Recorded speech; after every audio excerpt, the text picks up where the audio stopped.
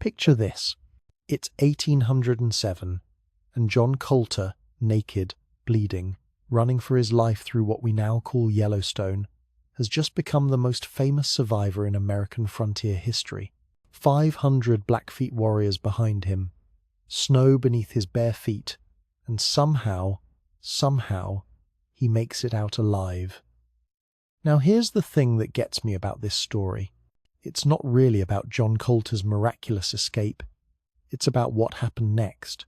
Because that story, that one story of incredible survival against impossible odds, tells. It killed more men than any grizzly bear, any blizzard, any hostile war party ever would.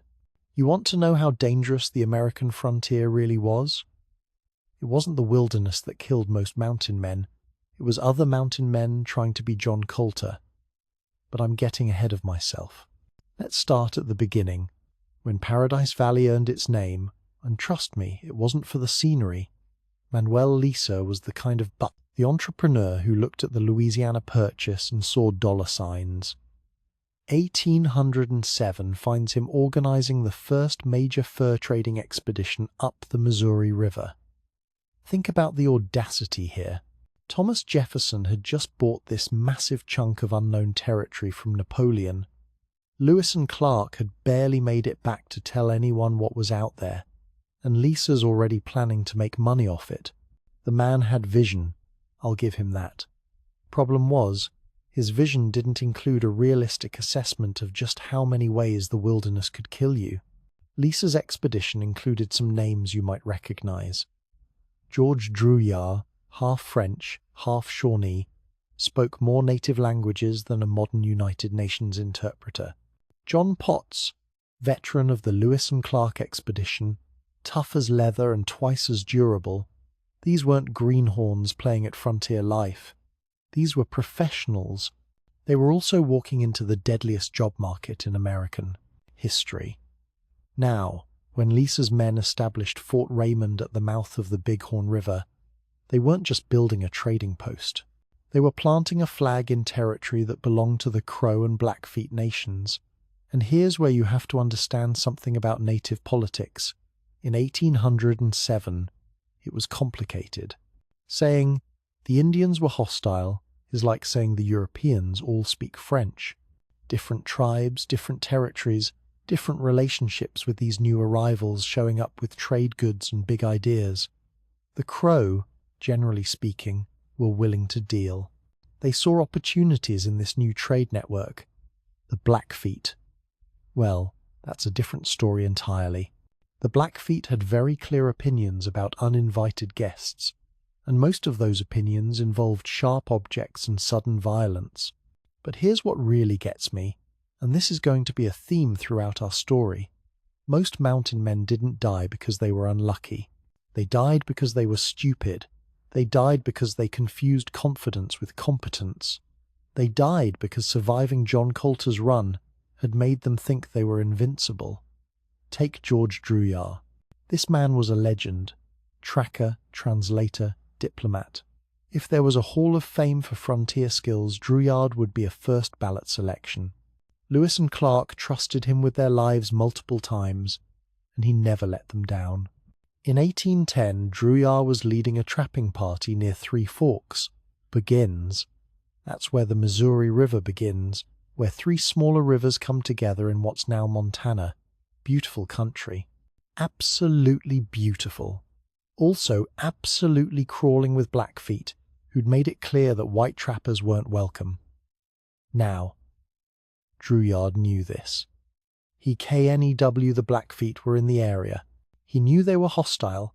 He knew every day he stayed was a day closer to a fight he couldn't win. But the beaver sign was good. Really good. And there's something about really good beaver sign that made experienced mountain men do incredibly stupid things. So Drouillard decided to stay just one more day. Then another. Then another. You can probably guess how this story ends. They found Drouillard's body hacked to pieces, his head on a pike, his famous linguistic skills permanently silenced by a Blackfeet tomahawk.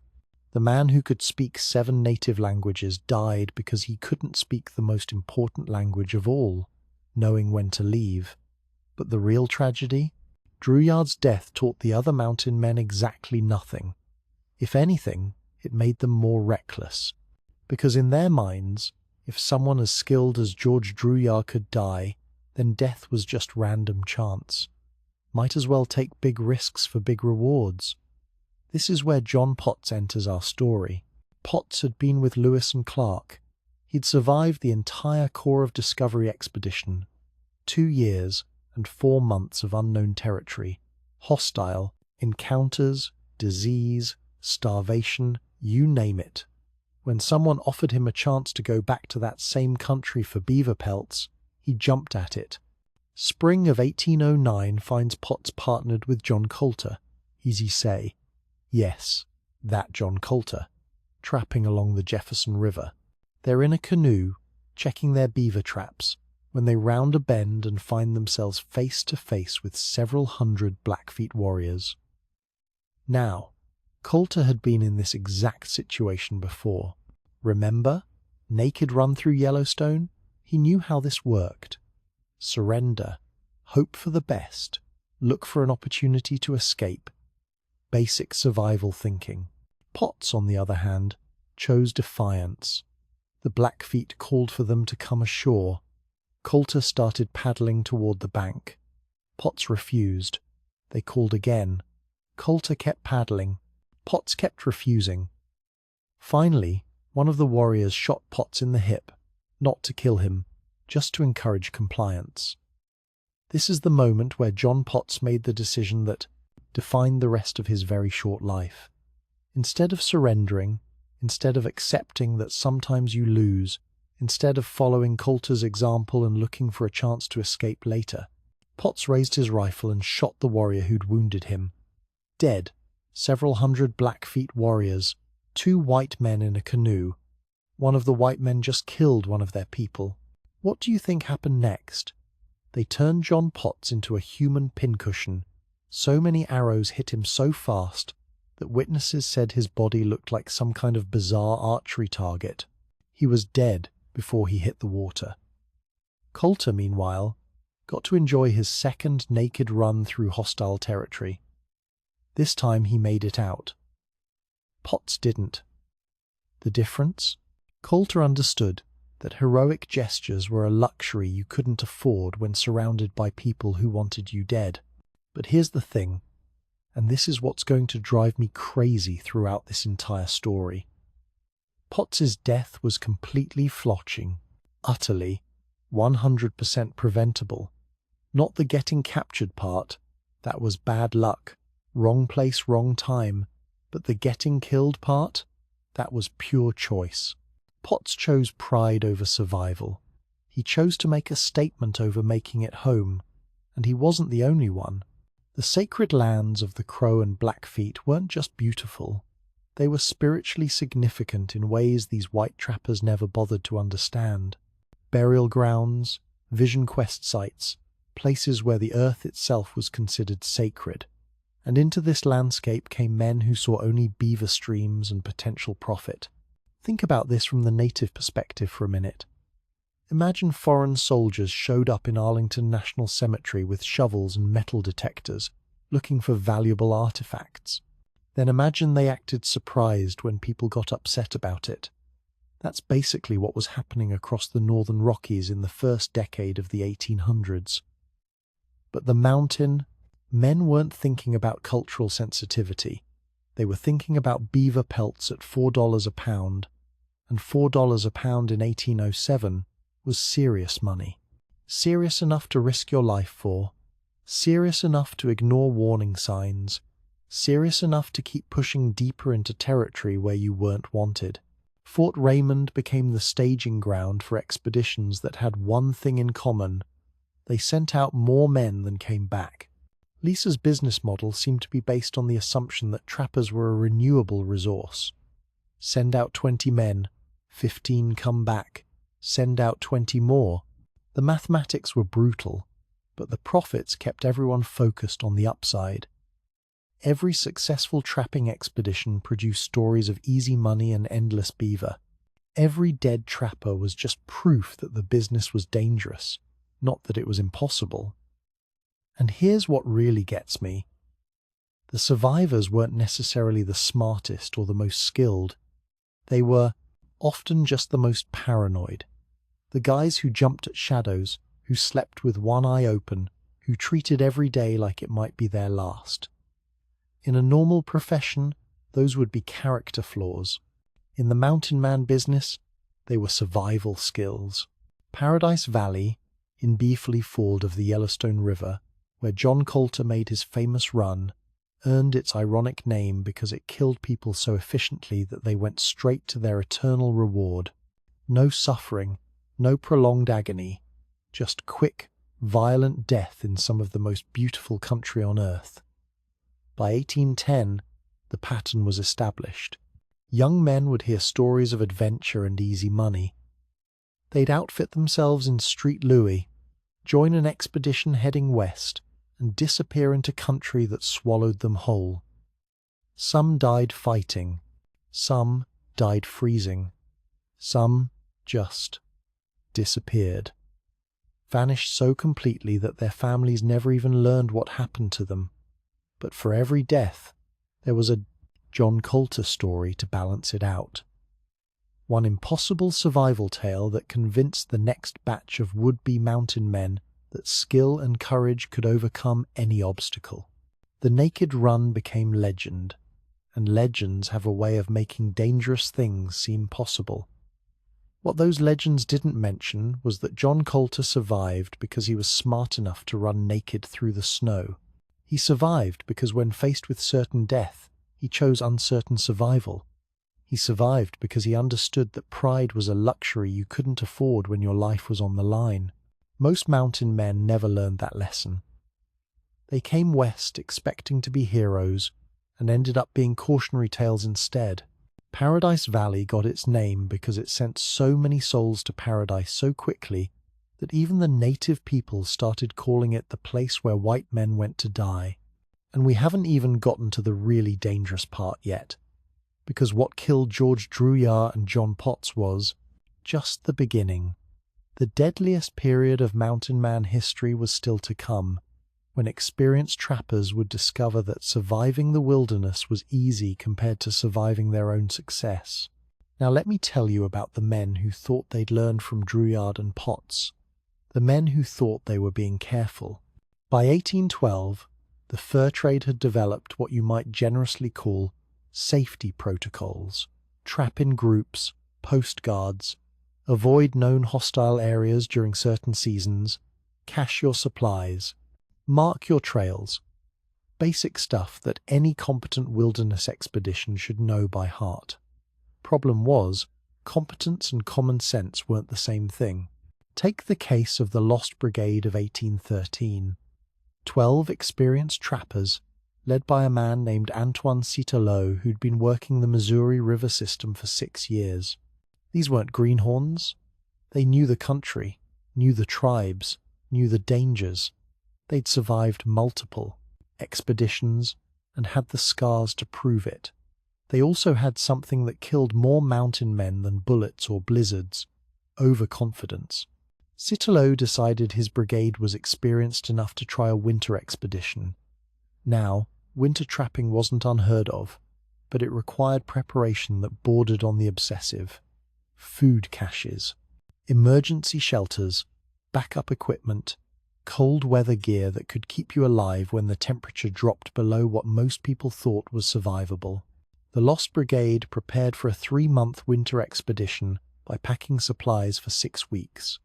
Think about that decision for a minute. These men had seen what winter in the northern Rockies could do. They'd all lost friends to cold and starvation.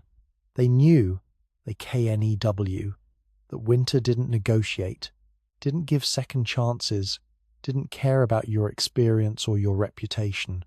And they decided to gamble anyway. Why? Because beaver pelts trapped in winter were premium quality. Because winter, expeditions faced less competition from other trappers. Because the potential profits were enormous. because 12 experienced men figured they could handle anything nature threw at them. They were wrong. The Lost Brigade disappeared completely in the winter of 1813-14. Come spring, other trappers found their abandoned camp along the Powder River. Scattered equipment, signs of a hasty departure, and something that told the whole story in a way that made veteran mountain men shake their heads in disgust. They'd burned their snowshoes for firewood. You want to understand how desperate these men got? Snowshoes in winter country were like life preservers on a sinking ship. You didn't burn them unless you'd already accepted that you were going to die. Except they burned them early in the winter, when they should have been rationing their firewood, not their survival equipment. The real kicker? They died less than 20 miles from a Crow winter village where they could have found food, shelter, and safety. But approaching that village would have meant admitting failure, would have meant acknowledging that 12 experienced white trappers couldn't handle what Crow families managed every winter as a matter of routine. Pride killed the Lost Brigade just as surely as the cold did. And here's the thing that really gets to me. Their deaths taught exactly the wrong lesson to the trappers who found their camp. Instead of learning that winter expeditions required better preparation, they learned that winter expeditions were impossible. Instead of studying what went wrong and fixing it, they decided winter trapping was too dangerous, period. This became a pattern. Mountain men would attempt something stupid, die horribly, and their deaths would be used to justify avoiding the entire category of activity instead of just the stupid parts. But some deaths taught better lessons. Take what happened to Michel Bourdon in 1814. Bourdon was a French-Canadian voyageur who'd worked the Great Lakes fur trade before heading west. Experienced paddler, excellent tracker, spoke enough Lakota to trade effectively with the Sioux. Smart man, careful man, successful man. Bourdon's weakness was his temper. He was leading a small trading party through Sioux territory when one of his men, a kid named Timothy Walsh, accidentally knocked a bag of trade goods into the river. Not a disaster, but definitely a setback. The kind of mistake that costs money but doesn't kill anyone. Bourdon lost his mind. He started screaming at Walsh in French, English, and what probably wasn't very diplomatic Lakota. Called him every name in 3 languages. Told him he was going to dock his pay, send him back to Street Louis, make sure he never worked in the fur trade again. All of this in front of a Sioux trading party that was watching the whole thing unfold. Now, here's what Bourdon forgot in his anger. Native cultures had very specific ideas about how leaders should behave. A chief who screamed at his own people like that would lose respect immediately. Warriors who couldn't control their tempers were considered dangerous and unreliable. The Sioux were doing business with Bourdon because they respected him as a leader. When he lost control over a minor accident, he lost that respect. And when you lose respect in native politics, you lose everything else too. The Sioux left without trading. Word spread that Michel Bourdon couldn't control himself or his men. Other tribes started avoiding his expeditions. Within a year, Bourdon was unemployable as a trader and unwelcome in most native territories. He died in 1815, killed by Crow warriors who might have traded with him peacefully if his reputation hadn't preceded him. Bourdon didn't die because the wilderness was dangerous. He died because 5 minutes of uncontrolled anger destroyed a career's worth of relationship building. But here's the lesson that survived. Bourdon's death. Successful mountain men needed emotional control as much as wilderness skills. The traders who thrived in native territories were the ones who could keep their cool when things went wrong, who understood that respect was a currency more valuable than beaver pelts. The men who survived weren't necessarily the toughest or the most skilled. They were the ones who understood that every interaction was being evaluated, every mistake was being remembered, every moment of weakness was noted by people who had very long memories and very short tolerance for unreliable partners. Paradise Valley kept earning its reputation throughout the decade of the 1810s, not just from battle deaths but from stupidity deaths, men who drowned crossing rivers they could have waded, Men who starved because they were too proud to eat Indian food. Men who froze because they thought their white man's clothing was superior to native winter gear. The wilderness wasn't malicious. It didn't hate white trappers. It just had rules, and those rules applied to everyone equally. Learn them or die. Follow them or die. Respect them or die. Most mountain men never learned the difference between courage and foolishness. They confused taking risks with being brave. They thought that surviving meant conquering instead of adapting. John Colter survived his naked run because he understood something most mountain men never figured out. Sometimes, the bravest thing you can do is run away. Sometimes, the smartest thing you can do is surrender. Sometimes, the most courageous choice is admitting you're not in control. Paradise Valley earned its name from men who thought they were heroes and died like fools instead. But those deaths weren't meaningless. They were lessons written in blood for anyone smart enough to read them. The question was, would the next generation of mountain men be smart enough to learn? As we'll see, the answer was more complicated than anyone expected, because by 1820, the fur trade was about to enter its golden age, a period when the potential rewards were so enormous that even smart men started making stupid decisions. And that's when things got really dangerous. Between 1820 and 1840, something remarkable happened in the American fur trade. It became profitable, really spectacularly, life-changingly profitable. And that's when mountain men started dying in ways that would have embarrassed their predecessors. You see, when the business was just dangerous, it attracted a certain kind of person, tough men, careful men, men who understood that staying alive was more important than getting rich. But when word got out that beaver pelts were selling for $6 a pound in street, Louis, and remember, $6 in 1820 could buy you a month's worth of supplies. Suddenly everyone wanted to be a mountain man, including people who had no business being within 100 miles of a beaver. Take Francois Payette, French-Canadian voyageur, 23 years old, strong as an ox and twice as stubborn. Payette had worked the Great Lakes trade routes, could paddle a canoe 18 hours a day, and bragged that he could cross any river blindfolded. That last part turned out to be important. Spring of 1822 finds Payette, with a brigade working the Snake River country. Beautiful territory, dangerous territory. The kind of place where nature had spent millions of years perfecting ways to kill things, and the Snake River was one of her finest achievements. Now, the Snake in spring flood was not something you crossed casually. Experienced mountain men would sometimes wait weeks for water levels to drop before attempting a crossing, but Payette had a reputation to maintain, and more importantly, he had witnesses. The brigade had been ribbing him about his any river blindfolded boast for weeks. Finally, Payette got tired of the jokes and decided to prove his point. He'd show these American amateurs how a real voyageur handled dangerous water. He found a spot where the Snake was maybe 30 feet wide, and narrow enough that his claim seemed reasonable. The water was running fast and high, but it didn't look particularly deep. Maybe chest deep in the middle, certainly nothing that would challenge a man who'd been working rivers his entire adult life. Payette stripped to his small clothes, tied a bandana around his eyes, and waded into the Snake River. He made it exactly halfway across before the current swept him away. Here's the thing that gets me about this story, and it's a detail that survivors made sure everyone knew. Payette drowned in 3 feet of water. 3 feet. That's not even waist deep on a full-grown man. But the current was so strong and he was so disoriented by the blindfold that he couldn't get his feet under him.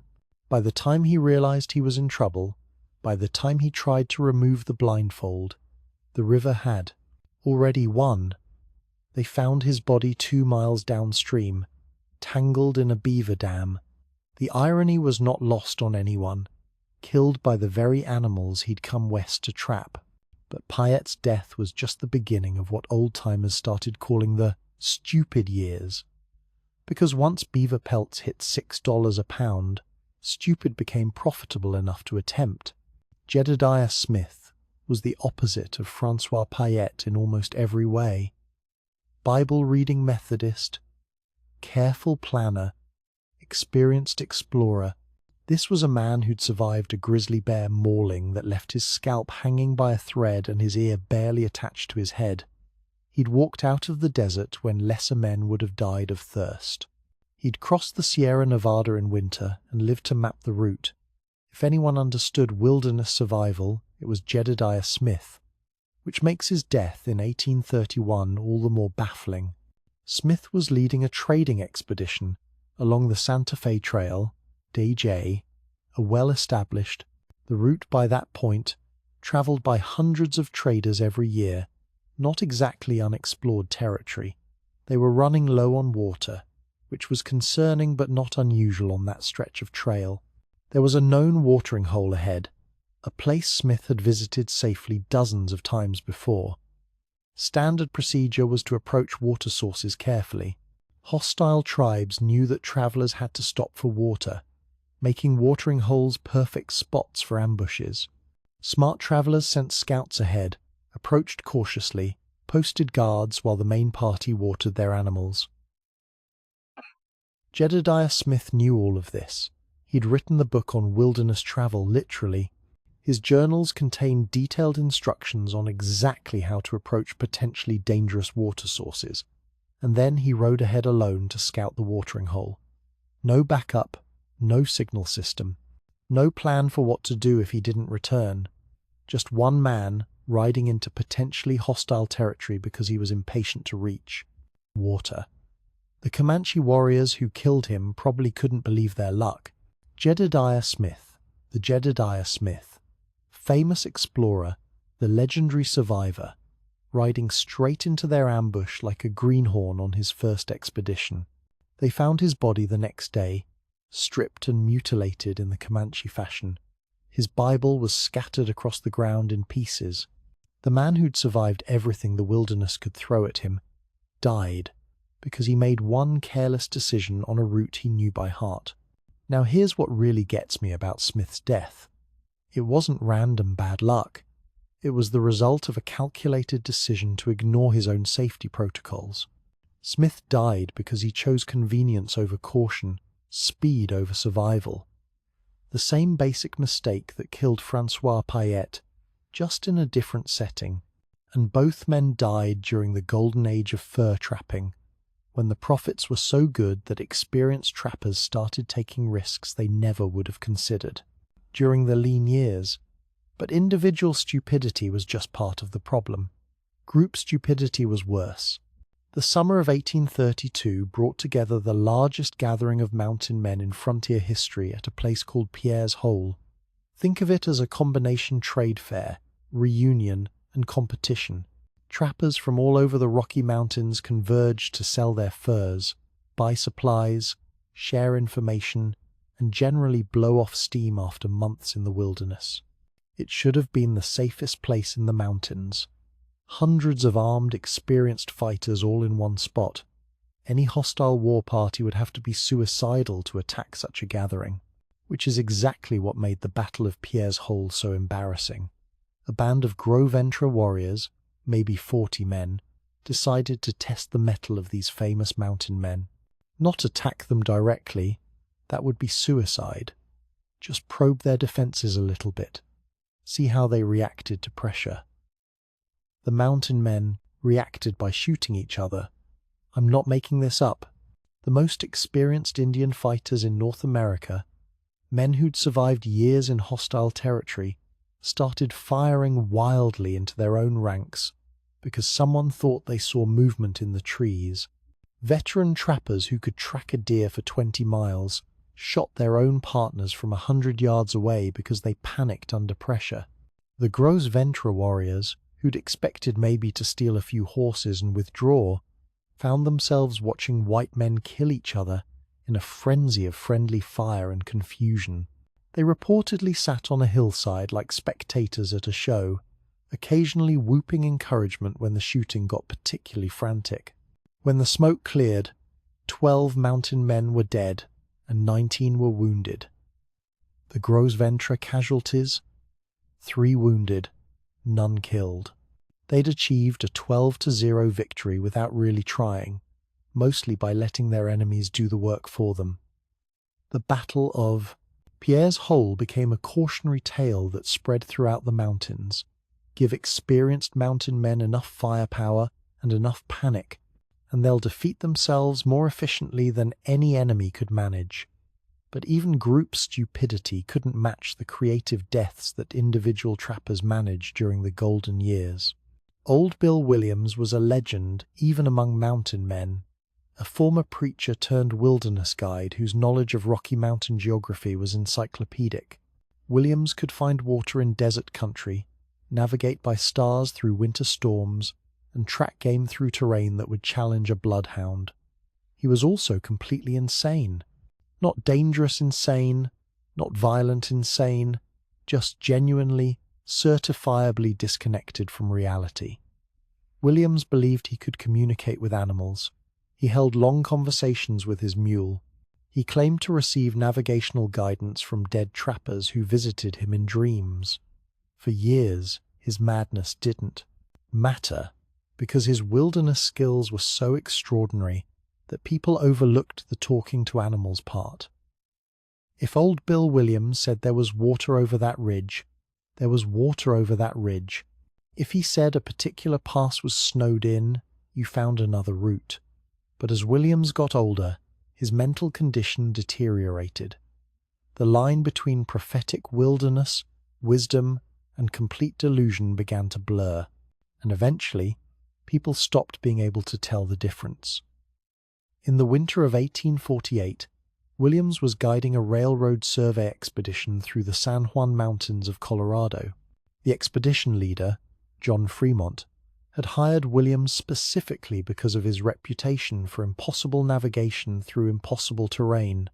Williams led the entire expedition into a box canyon in the middle of a blizzard, not a dead end that he couldn't see because of the weather. A box canyon, a literal dead end with walls too steep to climb and only one way out. In a blizzard. At 11,000 feet elevation, in December. When the other guides pointed out that they were trapped, Williams insisted that the canyon continued ahead, that there was a pass through the mountains that only he could find. When they tried to turn back, he became agitated, claiming that dead mountain men were telling him to push forward. 11 members of that expedition died of cold and starvation in Williams's box canyon.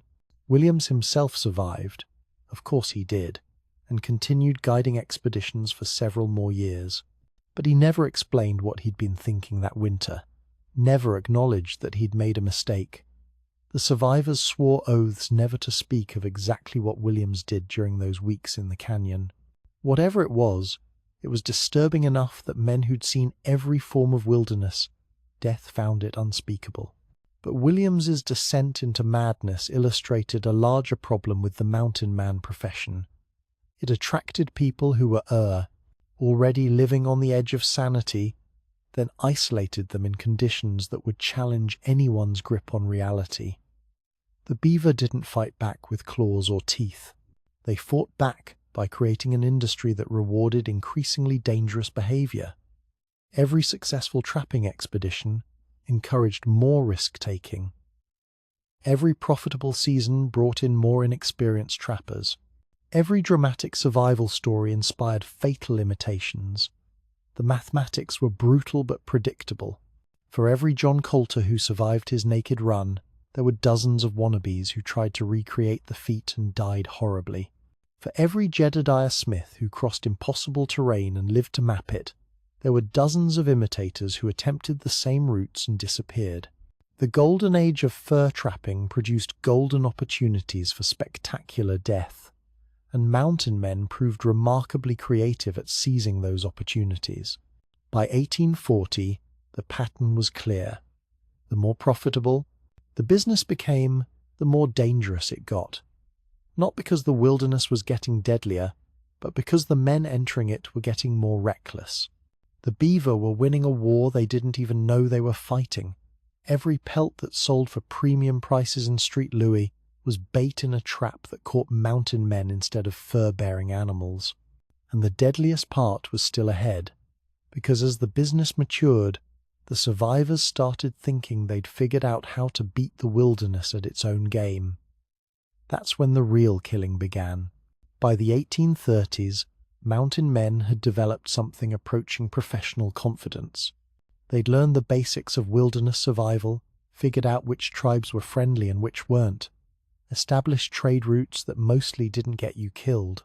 The business was maturing, and with that maturity came a new kind of danger. The assumption that cultural understanding was optional. You want to know what killed of new kind. More mountain men than grizzly bears, hostile warriors, and Rocky Mountain winters combined? The belief that being tough enough to survive the wilderness automatically made you smart enough to navigate native politics. It didn't. Black Harris was a perfect example of this fatal overconfidence. Born Moses Harris, but known throughout the mountains as Black Harris, because of his dark complexion, he'd been trading with native tribes for 15 years by 1836. 15 years. This wasn't some greenhorn fresh from Street Louis. This was a veteran who'd negotiated deals with the Crow, the Shoshone, the Ute, and half a dozen other tribes. Harris spoke enough Crow to conduct complex negotiations. He knew their customs, understood their trading protocols, had developed relationships with chiefs and warriors that had kept him alive and profitable for more than a decade. By every measure that mattered, Black Harris was one of the most successful cross-cultural traders in the business. He was also too proud to wear spectacles. Now, this might seem like a trivial detail, but in the wilderness, trivial details killed people with remarkable efficiency. Harris had been having trouble with his vision for years. Nothing dramatic, just the normal decline that comes with middle age. He could still navigate, still track, still handle all the basic functions of wilderness life, but he couldn't reliably identify distant figures anymore. And in country where the difference between friendly Crow warriors and hostile Blackfeet war parties could determine whether you lived or died, visual acuity wasn't optional. Spring of 1836 found Harris leading a small trading party through territory controlled by the Crow. Friendly territory, for the most part. The Crow had been business partners for years, and Harris knew the protocols for peaceful contact. When his party spotted riders in the distance, Harris wasn't particularly concerned. Probably Crow hunters, maybe a trading party heading to the annual rendezvous. Standard procedure was to approach slowly, hands visible, trade goods displayed to show peaceful intentions.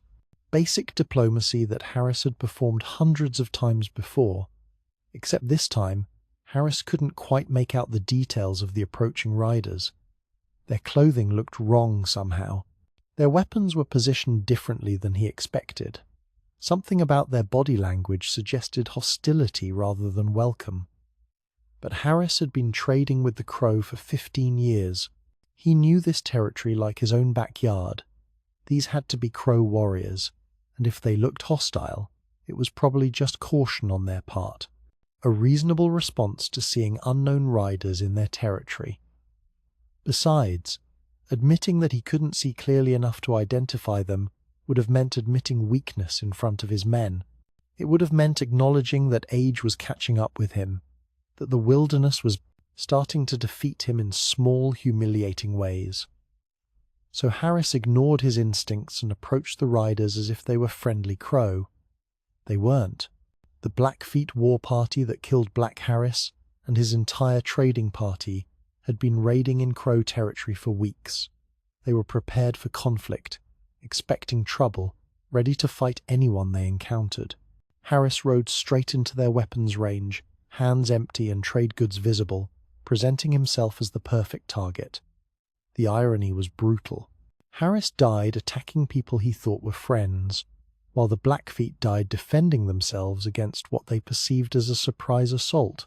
Both sides misread the situation completely, and the misunderstanding cost everyone their lives. But here's what really gets me about Harris's death. It was completely preventable. Not the encounter itself, that was just bad luck and worse timing, but the fatal misidentification that happened because the experienced trader was too proud to admit that his eyesight wasn't what it used to be. If Harris had worn spectacles, he would have recognized Blackfeet war paint at 500 yards instead of 50. If he'd admitted his limitations and delegated visual identification to younger men with sharper eyes, his trading party would have had time to withdraw or prepare for combat. Instead, 15 years of successful cross-cultural negotiation ended in mutual slaughter because one man couldn't accept that age had consequences. And Harris wasn't unique. The mountains were full of experienced trappers who died because they confused longevity with immunity, survival with invincibility. Take the case of the Backwoods Brigade of 1838. Jonathan Reeves had been trapping in the Northern Rockies for 12 years, long enough to develop what he considered foolproof navigation skills. Reeves could find his way through country he'd never seen before, could backtrack his own route weeks later, could navigate by stars when landmarks weren't available. He was also the kind of man who believed that if a little knowledge was good, no additional knowledge was necessary. Reeves was guiding a 6-man trapping party through Blackfeet territory in late summer when they encountered clear signs of a large war party traveling ahead of them. Fresh horse tracks, abandoned campsites, evidence of maybe 60 warriors moving south toward the buffalo hunting grounds. Standard procedure was to avoid contact until you could determine tribal affiliation and intentions. Maybe circle wide around their route, maybe wait a few days for them to clear the area, maybe turn back and find a different route entirely. Reeves decided to follow them. His logic was impeccable as far as it went. If you knew where the war party was, you could avoid accidentally running into them. By staying on their trail, his brigade would know exactly where the danger was located.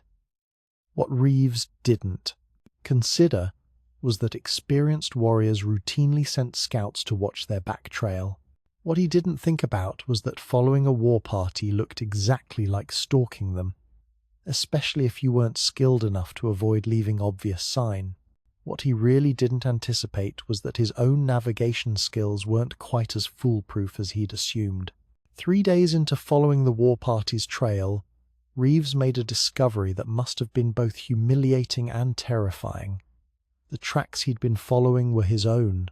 At some point during the pursuit, he'd lost the original trail and started tracking his own party in a massive circle. For 3 days, Jonathan Reeves had been leading 6 men in pursuit of themselves. Under normal circumstances, this would have been embarrassing but not fatal. Greenhorn mistake, good story for later, lesson learned about overconfidence. But the Blackfeet war party had been watching them the entire time.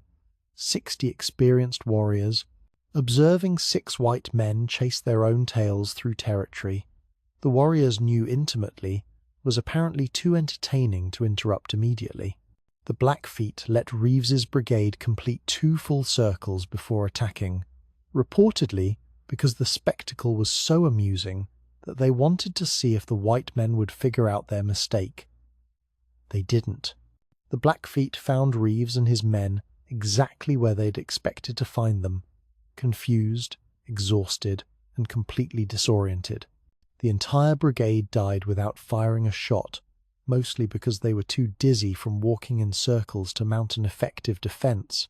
The warriors who killed them later told the story at trading posts throughout the region, not as a tale of military victory, but as comedy. The time they watched white trappers hunt themselves for 3 days before putting them out of their misery. But individual stupidity was just part of the problem during the 30s and 40s. Group stupidity was res-speak, evolving too. The worst example was probably the Fort Laramie incident of 1841, which demonstrated that mountain men could die of thirst within sight of water if they applied enough imagination to the process. Fort Laramie was a major trading post on the North Platte River, a place where trappers could resupply, trade furs, and get reliable information about conditions in the surrounding territory. Safe territory, for the most part. Civilized territory, by frontier standards. A brigade of 8 trappers led by Samuel Morrison was approaching the fort in late summer when they spotted smoke rising from the direction of the trading post. Not unusual, cooking fires, forge work, normal activity around a busy fort. But Morrison was the kind of leader who'd survived 12 years in the mountains by assuming the worst about everything. In his experience, visible smoke meant potential trouble, and potential trouble meant extreme caution was required. Instead of riding directly to the fort, Morrison decided to observe from a distance until he could determine what was causing the smoke. Basic tactical thinking: never approach a potentially dangerous situation without intelligence. The problem was that Morrison's intelligence gathering process was more thorough than intelligent. For 6 days, Morrison's brigade hid in brush along the river, watching Fort Laramie through spyglasses, trying to determine whether the smoke indicated normal activity or some kind of attack in progress. They rationed their water carefully, expecting to approach the fort within a day or two once they'd confirmed it was safe. But every time they observed the fort, they saw more smoke. Cooking fires during mealtimes, forge work during the day, evening campfires after dark. To Morrison's increasingly paranoid mind, this looked like evidence of increased military activity. Maybe an army expedition had taken over the fort. Maybe hostile tribes were besieging it. Maybe rival. Trading companies were fighting for control. All perfectly logical explanations for what was actually just normal human activity around a successful trading post. Meanwhile, Morrison's men were developing problems that anyone could have predicted. 6 days on short water rations in late summer heat was pushing the limits of human endurance. The men were becoming weak, irritable, and increasingly desperate. On the 7th day, 3 of Morrison's men couldn't take it anymore. They announced that they were going to approach the fort regardless of the tactical situation. They'd rather take their chances with whatever danger Morrison imagined than die of thirst within sight of the North Platte River. Morrison shot 2 of them to maintain discipline. Think about that for a minute. A Mountain Man brigade leader killed his own men to prevent them from approaching a friendly trading post because he was afraid of non-existent enemies. The 3rd man escaped and made it to Fort Laramie, where he discovered that the increased military activity Morrison had been observing was actually a wedding celebration. A trapper named Jim Baker was marrying a Shoshone woman, and the extended festivities had drawn visitors from throughout the region. The smoke Morrison had found so threatening was coming from extra cooking fires needed to feed the wedding guests.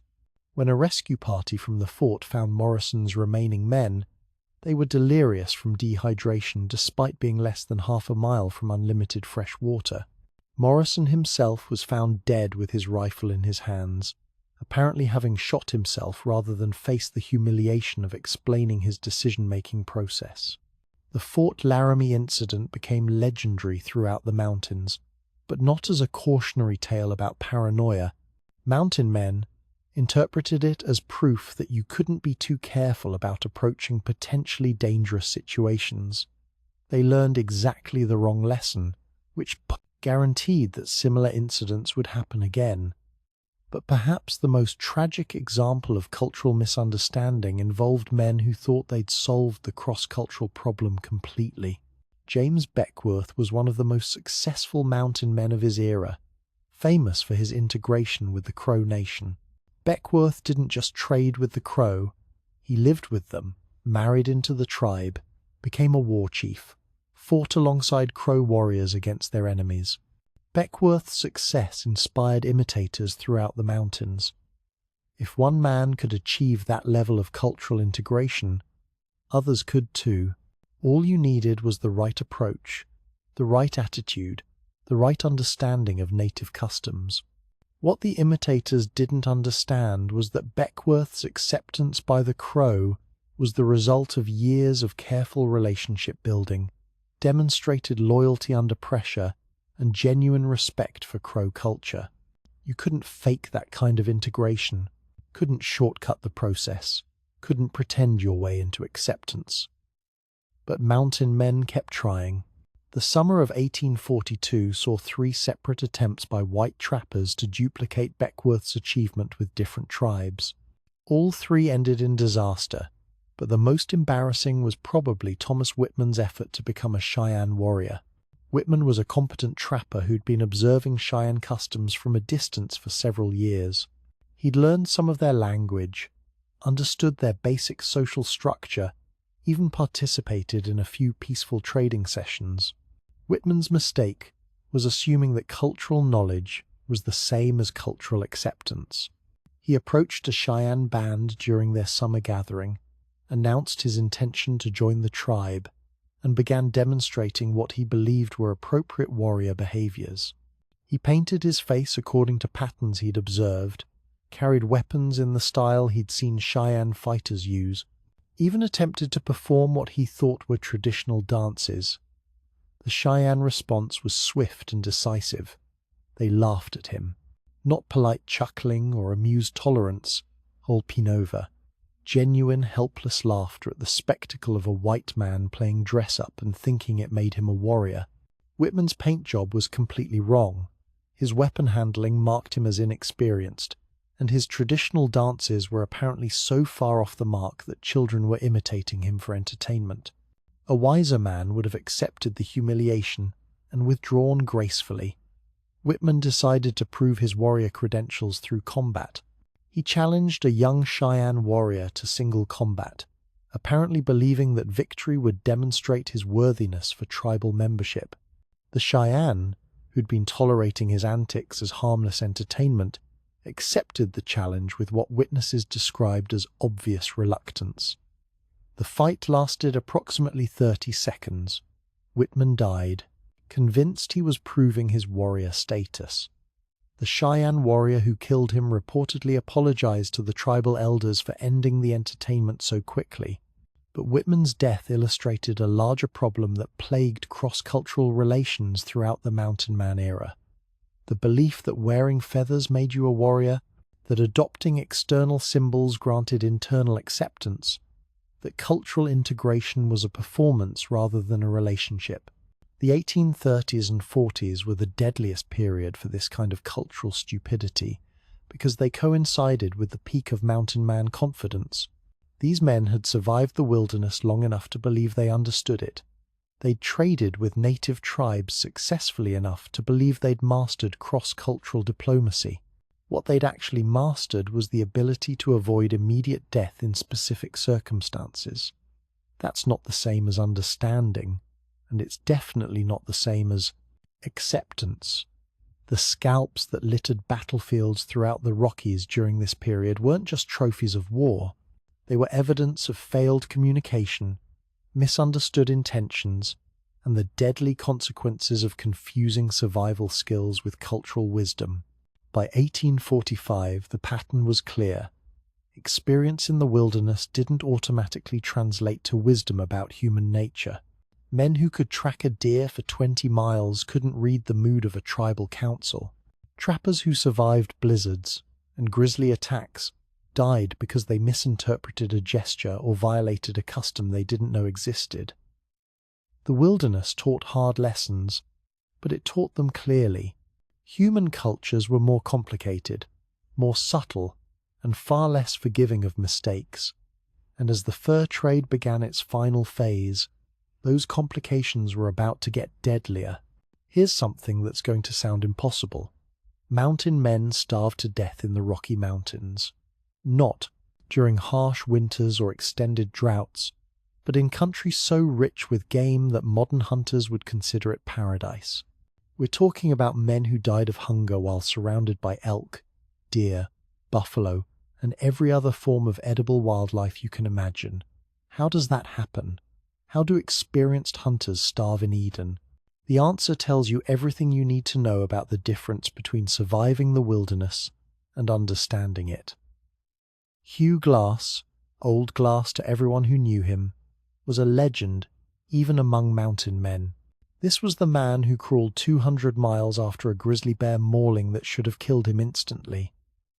Broken ribs, shredded back, infected wounds that would have finished most men in days. Glass not only survived, he navigated his way back to civilization using nothing but determination and wilderness knowledge that bordered on supernatural. If anyone understood how to find food in the wilderness, it was Hugh Glass, which makes what happened to his later companions all the more baffling. Winter of 1843 found Glass leading a small trapping party through the Powder River country.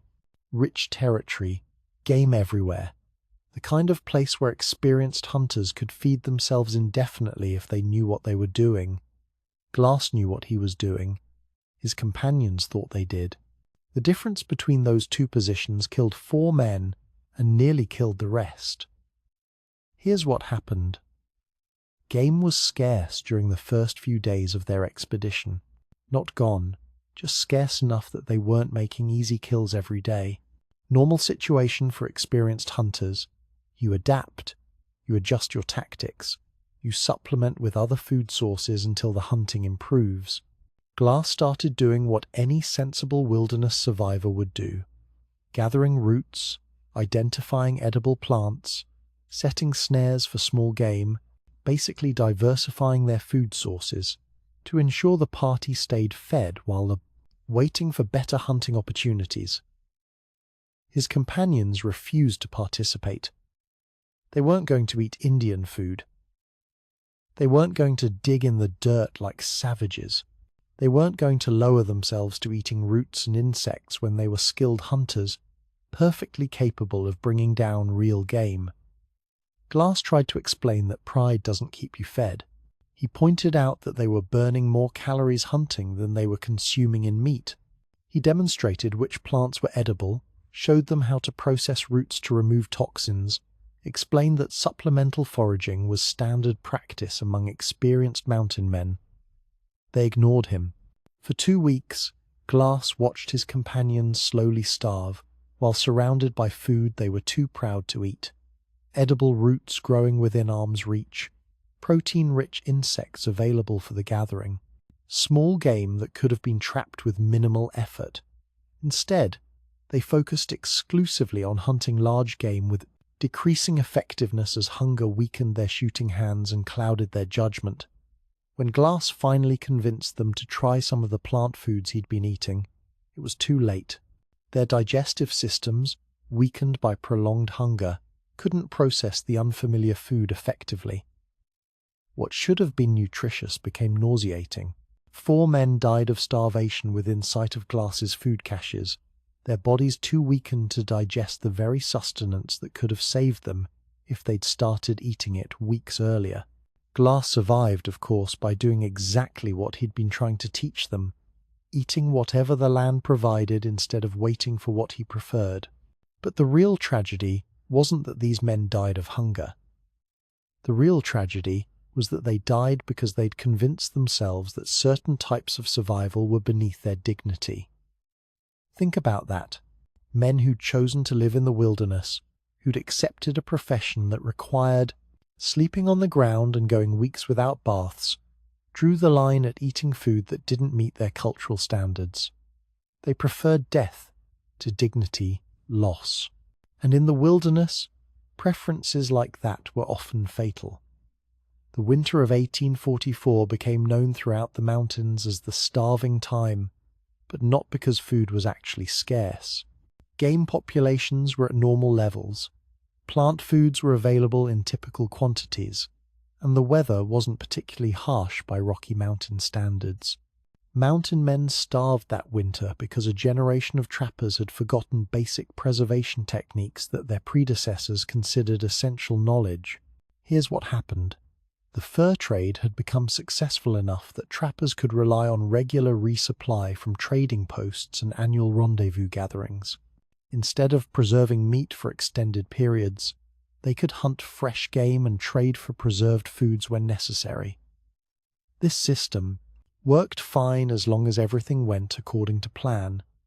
But when plans went wrong, when weather prevented resupply, when game moved to different areas, When trading schedules got disrupted, and mountain men found themselves dependent on preservation skills they'd never bothered to learn, the result was predictable and tragic. Samuel Morrison, a different Samuel Morrison than the one who died at Fort Laramie, this was a common name, was leading a brigade through the Wind River Range when early snows blocked the passes they'd planned to use for reaching winter trading posts. Not a disaster, just an inconvenience that required adapting their original plan. Morrison's party had plenty of fresh meat from successful hunting during the early part of their expedition. What they didn't have was any idea how to preserve that meat for extended storage. Previous generations of mountain men would have smoke-dried the meat, rendered fat for pemmican, processed hides for emergency food supplies, basic preservation techniques that could turn successful hunting into months of reliable nutrition. Morrison's men tried to preserve their meat using half-remembered techniques and guesswork. They built smokehouses that produced more ash than preservation. They attempted to render fat using methods that wasted more calories than they preserved. They tried to make pemmican without understanding the critical ratios of meat to fat to berries that made it nutritious rather than toxic. The result was tons of spoiled meat and a party of experienced hunters slowly starving while surrounded by evidence of their own successful hunting. But the real killer was pride. When neighboring tribes offered to trade preserved foods for ammunition and trade goods, Morrison's men refused. They weren't going to admit failure to savages, who'd probably try to cheat them anyway. When friendly trappers from other brigades offered to share preservation knowledge, Morrison's party claimed they had the situation under control. They weren't going to reveal weakness to potential competitors. When the situation became desperate enough that some members wanted to approach a nearby trading post for help, Morrison forbade it. Admitting they needed rescue would damage their reputation as competent wilderness professionals. 7 men died that winter rather than acknowledge they didn't know something their grandfathers would have considered basic survival skills. The irony was brutal. These men were starving not because they couldn't hunt, but because they couldn't swallow their pride long enough to learn from people who knew more than they did. But group pride was only part of the problem. Individual vanity could be just as deadly. Take the case of Martin Webster, a trapper who died within yards of his own cached supplies because he couldn't remember where he'd hidden them. Webster was known throughout the mountains for his elaborate caching system. He'd hide supplies at strategic locations throughout his territory, creating a network of emergency resources that could sustain him during extended expeditions. Smart system, carefully planned, potentially life-saving. Webster's mistake was making it too complicated.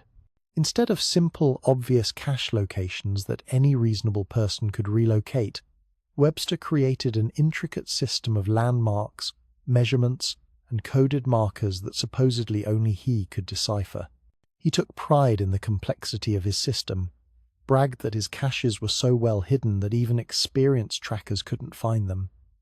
That turned out to be literally true. Winter of 1845 found Webster alone and running low on supplies in country where he'd cached food the previous summer. He knew the cache was nearby. He could feel it, could almost visualize the hiding spot, but the coded system he'd been so proud of had become incomprehensible to his own winter-addled mind. For 3 days, Webster searched for his own cache. 3 days of increasingly desperate digging in snow-covered locations that looked right but weren't quite right. 3 days of checking and rechecking landmarks that seemed familiar but weren't exactly what he remembered. They found his body 50 yards from a cache containing enough food to sustain him for months. 50 yards. He died of starvation close enough to his own supplies that he could have hit them with a thrown rock. The cache itself was exactly where his system indicated it should be. The problem wasn't that Webster had forgotten the location. The problem was that he'd made his system so complicated that minor changes in the landscape rendered it useless. Snow had covered some of his landmark rocks. Wind had shifted the position of dead trees he'd used as reference points. Normal seasonal changes had altered the appearance of terrain features he'd relied on for navigation. A simpler system would have compensated for these changes. A more obvious cache would have been discoverable even under altered conditions. But Webster had prioritized cleverness over functionality, and that choice killed him. The really tragic part: other trappers had been teaching simplified caching techniques for years. Standard methods that were reliable, recoverable, and foolproof enough that even exhausted, desperate men could use them successfully. Webster had rejected those techniques as too crude for his sophisticated approach to wilderness survival. But the deadliest form of starvation in Eden involved groups who had plenty of food but couldn't agree on how to share it.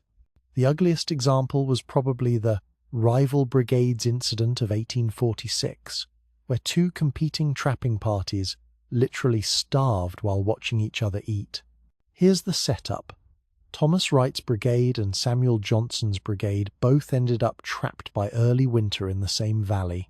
Both groups had adequate supplies for their own members, but neither had enough to sustain both parties through the entire winter. Standard wilderness protocol was to pool resources and share equally until spring. Individual survival depended on group survival, and group survival required cooperation regardless of previous business rivalries. Both Wright and Johnson knew this. They'd both survived previous winters by following exactly this protocol with other stranded parties, but Wright's brigade and Johnson's brigade had been competing for the same trapping territories all season. They'd undercut each other's prices at trading posts, poached from each other's trap lines, and generally conducted the kind of cutthroat business rivalry that made cooperation difficult. Neither leader wanted to admit that his planning had been inadequate.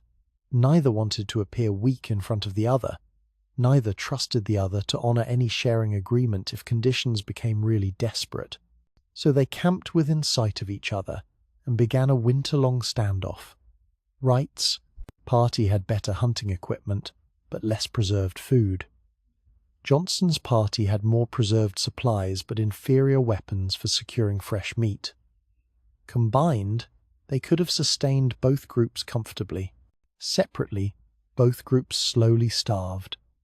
As winter progressed and supplies dwindled, the situation became increasingly absurd. Wright's men would successfully hunt game and eat it in full view of Johnson's hungry party. Johnson's men would prepare preserved foods and consume them, while Wright's party watched hungrily. Both sides sent emissaries to negotiate sharing agreements. Both sides rejected the other's terms as unfair. Both sides watched their own men weaken from malnutrition, while maintaining that their rivals were trying to cheat them. The first death came in February. One of Johnson's men died of starvation-related disease while Wright's party consumed fresh elk meat less than 100 yards away. The second death came 3 days later. IAA, one of Wright's men, collapsed while watching Johnson's party eat preserved buffalo. By March, both parties were too weak to hunt effectively or prepare their remaining preserved foods properly. Men were dying regularly, but neither leader would acknowledge that their stubbornness was killing their own followers. The spring thaw revealed 12 bodies scattered around 2 camps that had never been more than a quarter-mile apart. 12 men who died because their leaders preferred death to cooperation, starvation to the appearance of weakness. The survivors from both parties eventually straggled into trading posts, but they never spoke publicly about what had happened during that winter. The shame was too great, the stupidity too obvious, the waste too enormous to acknowledge. But the lessons were clear to anyone willing to learn them. In the wilderness, pride was a luxury you couldn't afford. Vanity was a poison that killed as surely as any toxin. And the difference between surviving and starving often came down to your willingness to admit what you didn't know. Eden had plenty of food for people smart enough to find it, humble enough to ask for help, and flexible enough to eat what was available instead of what they preferred. The Rocky Mountains were paradise for mountain men who understood that survival was more important than status, cooperation more valuable than competition, and knowledge more precious than pride. For everyone else, Eden was just another place to starve. Winter in the Rocky Mountains operates by mathematics that don't negotiate.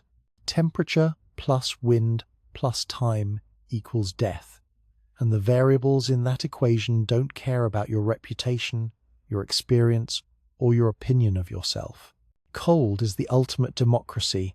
It treats everyone exactly the same. Prepared men lived, fools froze, and the line between those two categories was often thinner than the ice that killed them. Thomas Fitzpatrick was one of the most respected mountain men of his generation. Broken Hand Fitzpatrick, they called him, after a rifle accident mangled his left hand but didn't slow him down. This was a man who'd guided wagon trains across the continent, negotiated treaties with hostile tribes, and survived more wilderness winters than most men saw in their entire careers.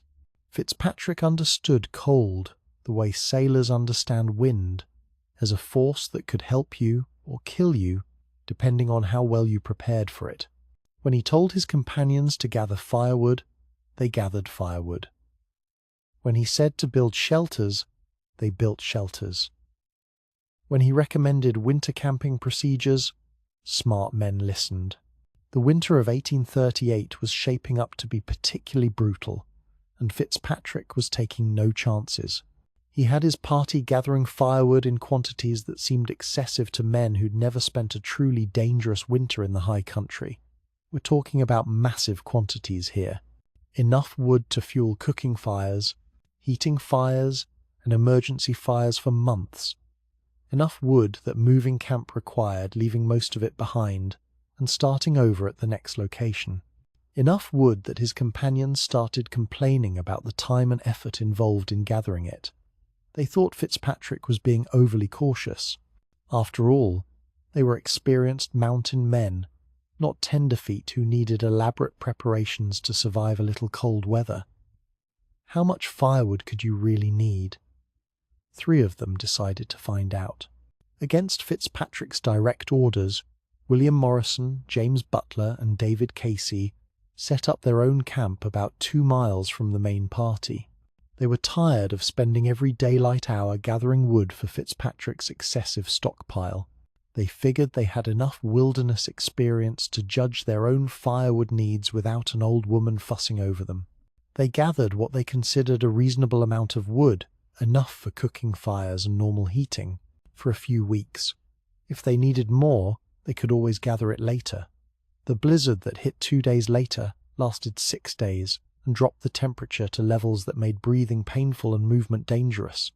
Not exceptional weather by Rocky Mountain standards, just a normal winter storm in country where normal winter storms killed unprepared people. Fitzpatrick's party rode out the storm in relative comfort, feeding their massive fires with wood they'd gathered during the mild weather. They stayed warm, stayed fed, and waited for the storm to pass. Morrison, Butler, and Casey burned through their reasonable firewood supply in 2 days. On the 3rd day, they started burning their furniture. Camp stools, equipment boxes, anything made of wood that wasn't absolutely essential to survival. On the 4th day, they burned their snowshoes. Think about that decision. Snowshoes in winter mountain country were like life preservers on a sinking ship. You didn't burn them unless you'd already accepted that you were going to die. But they were cold, they were desperate, and the snowshoes were right there, made of perfectly good burning wood. Fitzpatrick's party found their bodies on the 7th day, when the storm finally broke. Morrison and Butler had died huddled together for warmth, just feet from a pile of ashes that represented their burned equipment. Casey had apparently tried to walk back to the main camp without snowshoes, and died about halfway there, his body barely visible under the snow. The really tragic part? They died within sight of the heat they needed to survive. Fitzpatrick's fires had been visible from their camp during the brief clear periods between snow squalls. They could literally see salvation, could probably smell the wood smoke, but they were too frozen to make the journey and too proud to signal for help. Fitzpatrick later said that if any of the three men had fired a signal shot, his party would have mounted a rescue immediately. But admitting they needed help would have meant admitting they'd been wrong about the firewood requirements, wrong about their ability to survive independently, wrong about Fitzpatrick's excessive preparations. They chose death over the humiliation of acknowledging that an older, more experienced mountain man had been right about something they'd been wrong about. But the 1838 winter was just the beginning of what old-timers started calling the pride-killing years. As the fur trade matured and competition intensified, mountain men started taking winter risks that would have terrified their predecessors. The worst example was probably the whiskey winter of 1846, when an entire brigade traded their winter supplies for alcohol and tried to survive on liquid warmth.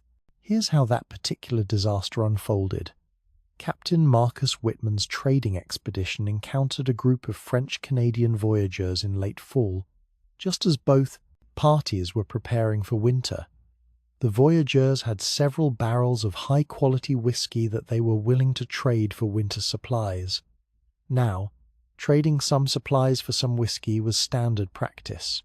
Mountain men worked hard, lived rough, and a little alcohol during the long winter months was considered essential for morale. Smart traders would exchange surplus food or equipment for a reasonable amount of liquor. Whitman's men weren't interested in reasonable amounts. These were experienced mountain men who'd survived multiple winters in the high country. They'd endured months of monotonous preserved food, weeks of isolation, days of temperatures that made normal activities impossible. The prospect of spending the winter with unlimited alcohol was too tempting to resist, so they traded everything: food supplies, winter clothing, emergency equipment, tools for repairing essential gear, ISR. Everything that wasn't absolutely necessary for immediate survival went to the reething voyageurs in exchange for whiskey. Their logic was impeccable as far as it went. Whiskey provided calories and warmth. Whiskey made cold more tolerable and boredom less crushing. Whiskey was concentrated nutrition that wouldn't spoil or freeze. They could hunt for fresh food, and the alcohol would sustain them between successful hunts. What they hadn't considered was that alcohol impairs judgment, coordination, and the ability to make life or death decisions in survival situations. The first man died during a hunting expedition when he fell through ice on a frozen stream. Normally survivable accident, TAT. The water wasn't deep, and his companions were close enough to help, but alcohol had slowed his reflexes and confused his response to the emergency. Instead of following standard cold water survival procedures, he panicked, exhausted himself, trying to climb out at the wrong spot, and died of hypothermia before his companions could organize an effective rescue. The second death came when James Morrison, yet another James Morrison, this was an extremely common name, decided to demonstrate his cold tolerance by sleeping outside during a blizzard. Alcohol had convinced him that he was tougher than the weather, that his body could handle exposure that would kill lesser men. They found him frozen solid the next morning, still wrapped in the single blanket he'd considered adequate protection against sub-zero temperatures. But the real tragedy of the whiskey winter wasn't the individual deaths, it was the systematic breakdown of everything these men knew about winter survival. Alcohol made them careless about fire safety, leading to tent fires that destroyed equipment and shelter. Alcohol made them overconfident about their cold tolerance, leading to frostbite injuries that reduced their ability to work effectively. Alcohol made them argumentative and uncooperative, destroying the group cohesion that was essential for winter survival.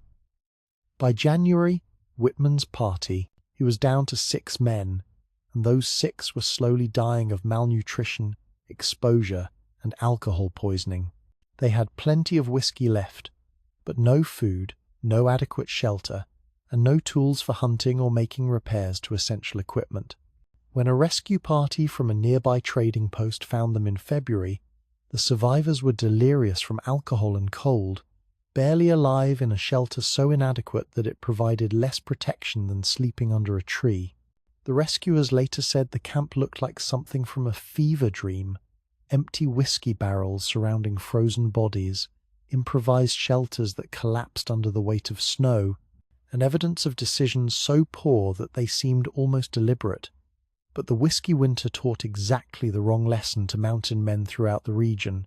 Instead of learning that alcohol impaired survival judgment, they learned that trading winter supplies was dangerous.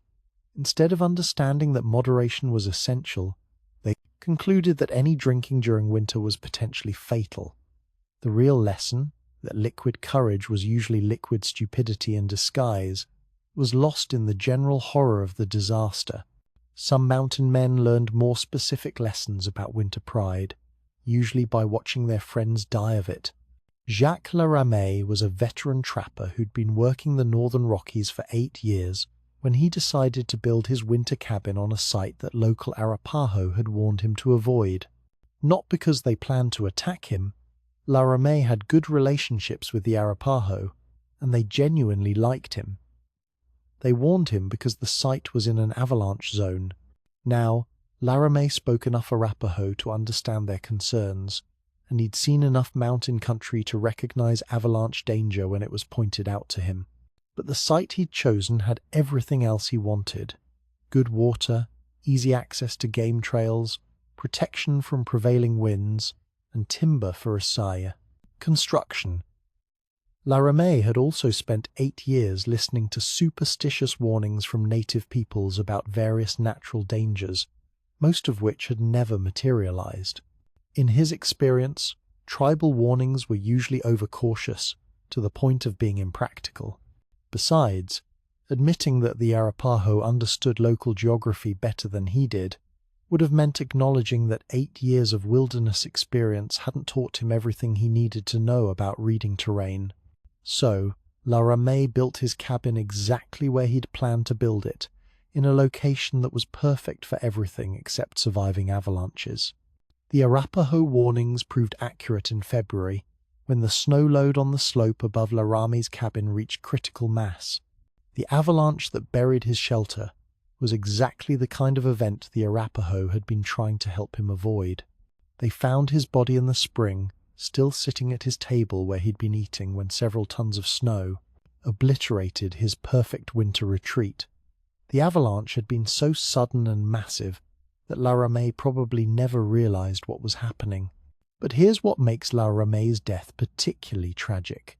The Arapaho had offered to help him find an alternative site that would provide most of the same advantages without the avalanche risk. They'd been willing to share their accumulated knowledge of local conditions, developed over generations of winter survival in that exact area. Laramée had rejected their offer because accepting help would have implied that his wilderness skills were incomplete, that his site selection methods were inadequate, that his 8 years of experience were insufficient for making good decisions about winter safety. He died proving that pride was more powerful than gravity, just less predictable about when it would kill you. The winter of 1847 brought a new form of pride-related death. Men who froze because they'd burned their emergency supplies for one night's comfort. Here's how that worked. Experienced mountain men typically cached emergency supplies throughout their winter territory: spare food, extra clothing, tools for shelter construction, materials for fire starting. Basic survival insurance that could save your life if your main supplies were lost or destroyed. The problem came when men got cold enough that those emergency supplies started looking like immediate solutions to current problems rather than insurance against future disasters. Take the case of Robert Morrison, M.A., because of course there was another Morrison, who died because he couldn't resist burning his spare snowshoes for one warm night. Morrison was crossing a high pass in March when an unexpected late-season storm trapped him for several days without adequate shelter. Not a fatal situation if he'd been willing to endure some discomfort while waiting for the weather to improve. But Morrison was cold, miserable, and frustrated. He had the materials for a warm fire right there in his pack, extra snowshoes that he'd brought as emergency replacements, perfectly good wood that could provide several hours of comfortable warmth. Morrison's rational mind understood that burning emergency equipment was exactly the kind of short-term thinking that killed mountain men, but his cold, miserable body was making a compelling argument that dying slowly of hypothermia was worse than dying quickly of poor planning. He compromised by burning one snowshoe the first night, telling himself that he'd still have enough equipment to get home safely. The storm lasted 3 more days. Morrison burned his second spare snowshoe the second night, his pack frame the third night, and parts of his essential gear the fourth night.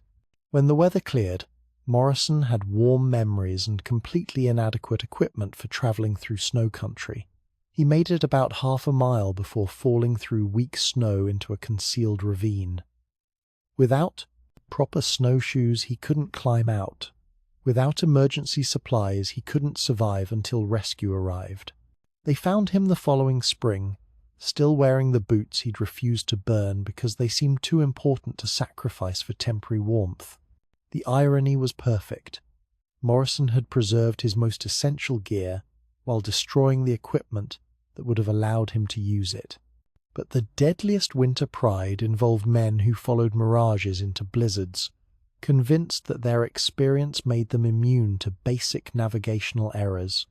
Winter mirages were a well-known phenomenon in mountain country, 94 atmospheric conditions that made distant objects appear closer or made non-existent landmarks seem real.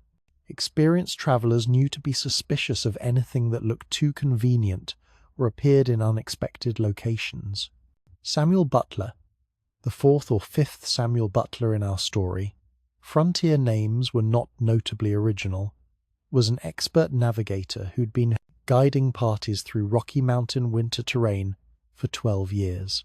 He understood mirages, had experience with winter navigation challenges, and knew better than to trust convenient landmarks that appeared during storms. He also had a reputation for never getting lost, never taking the wrong trail, never making navigational errors that lesser guides routinely committed. During a January blizzard in 1848, Butler's party became disoriented when landmarks disappeared under blowing snow. Standard procedure was to shelter in place until visibility improved, then resume travel using reliable navigation methods. But Butler spotted what appeared to be smoke from a cabin chimney, maybe 2 miles ahead through the storm. Shelter, warmth, and salvation in exactly the direction they'd been traveling before the blizzard struck.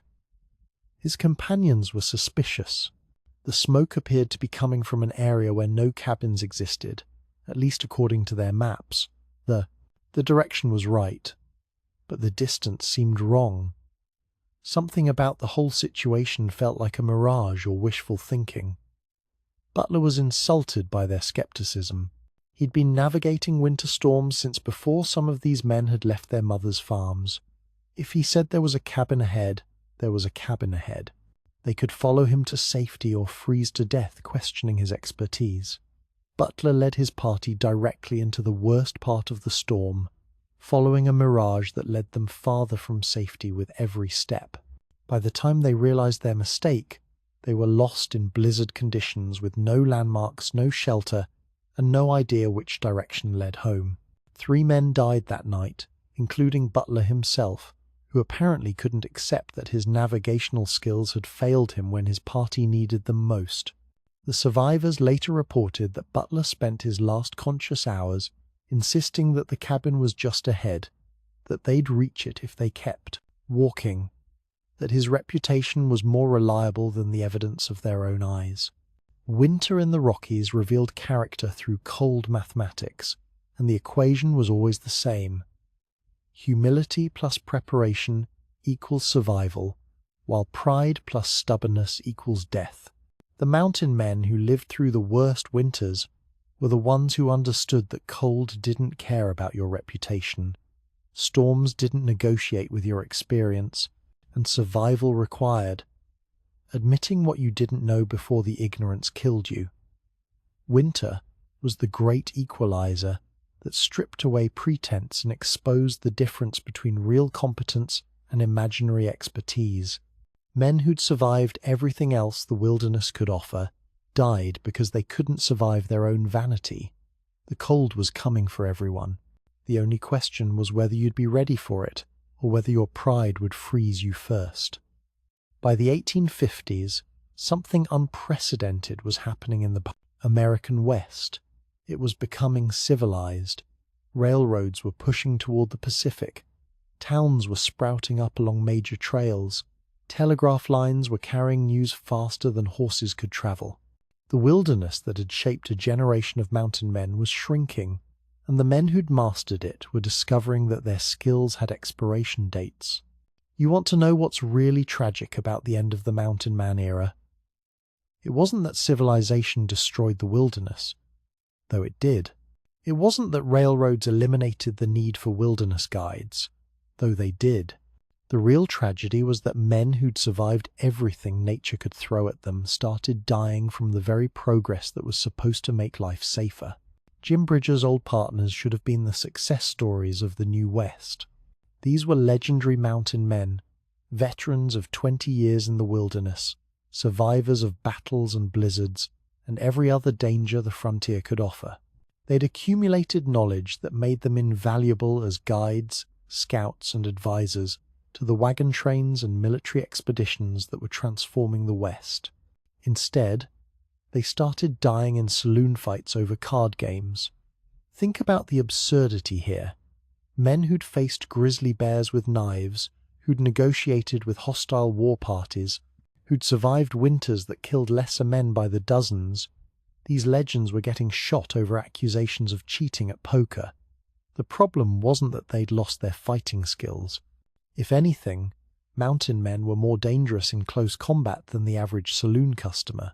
The problem was that saloon fighting operated by different rules than wilderness combat, and those differences were often fatal. In the wilderness, fights were about survival. You fought to live, and when the threat was eliminated, the fight was over. Grudges were luxuries you couldn't afford when you might need to cooperate with former enemies to survive the next crisis. In civilization, fights were about honor, reputation, and entertainment. Saloon customers wanted to test themselves against famous mountain men. Local toughs wanted to prove they were as dangerous as wilderness legends. Gamblers wanted to humiliate men who'd become tourist attractions in their own lifetimes. Mountain men weren't prepared for combat that was about ego rather than survival. They'd learned to fight efficiently and end conflicts quickly. But saloon fighting was often a prolonged social ritual, where the wrong response to an insult could escalate minor disagreements into deadly confrontations. Take the case of William Morrison, 24, because there's always another Morrison in these stories, who died in a Denver saloon because he didn't understand that loaded dice weren't necessarily cheating equipment. Morrison had been playing poker with local businessmen when he noticed that the dice being used for side bets weren't rolling randomly. In the wilderness, loaded dice would have been clear evidence of cheating, grounds for immediate confrontation and potentially violent resolution. So Morrison did what any reasonable mountain man would do. He called out the cheater and demanded satisfaction. The problem was that the dice weren't loaded for cheating, they were loaded for entertainment. The local businessmen were playing with novelty dice that produced amusing patterns, part of the social atmosphere of their regular game rather than an attempt to gain unfair advantage. Morrison's accusation turned a friendly game into a matter of honor that couldn't be resolved through explanation or apology. The businessman he'd accused was now obligated to defend his reputation. The other players were obligated to take sides, and Morrison was obligated to prove his accusation or face humiliation.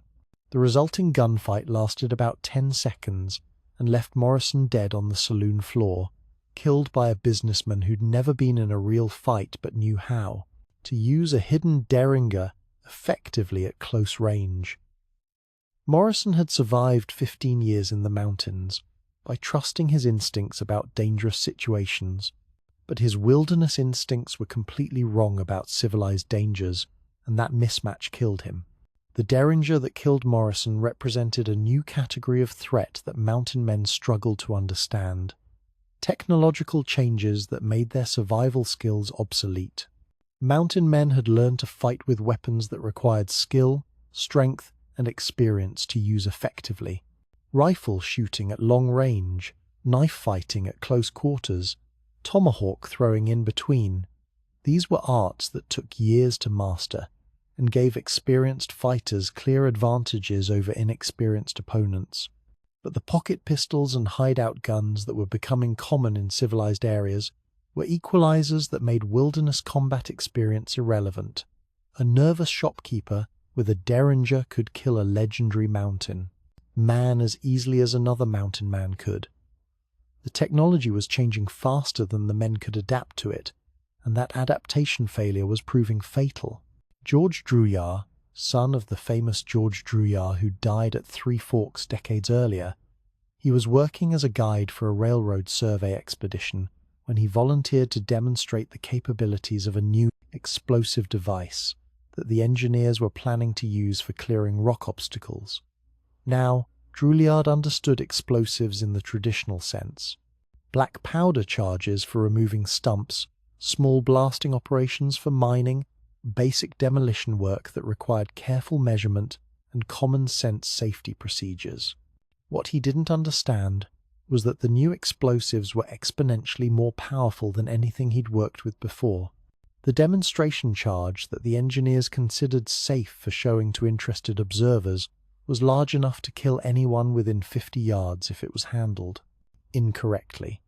Drouillard volunteered to light the fuse because he'd lit hundreds of similar fuses during his career.